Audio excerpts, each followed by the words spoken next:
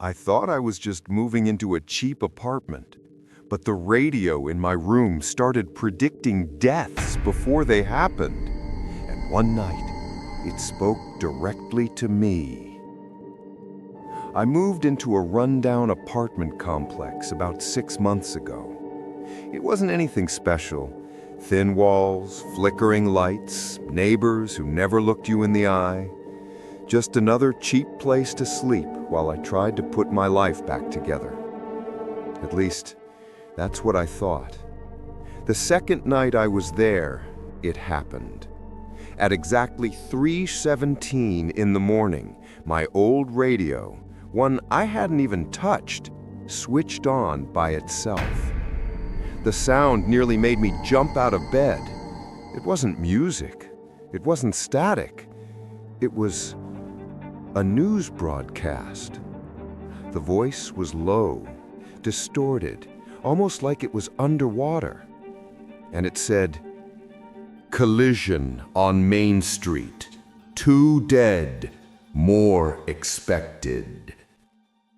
I froze, because Main Street was just a couple blocks away. The next morning, I went outside, and there it was. Police cars, ambulances, sheets covering bodies on the pavement. The exact same crash I had heard on the radio hours before it happened. I thought maybe it was a coincidence. Maybe I'd misheard it. But the next night, right on time, the radio came on again. "Fire in the warehouse district. 5 casualties confirmed." And again, the next morning, it was real. I tried to record it. I set my old cassette recorder next to the radio, and when the voice came on, I hit record, hands shaking. But when I played it back, nothing, just silence. That's when I started asking around about the building, and people kept warning me about one thing: Apartment 9. They said no one lived there. No one ever had. But the signals always came from behind that door.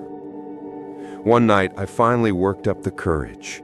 The hall was dark, lights buzzing overhead, shadows stretching across the floor, and at the very end, Apartment 9. I put my ear against the door, and I heard it. That faint static, just like the radio in my room. I pushed the door open. Inside was dozens of radios, stacked on shelves, tiled on the floor, crammed into every corner. Each one glowing, Ethan! each one alive with static. Ethan! All of them whispering at once. We've been waiting! And then they spoke. "You will die here, Ethan."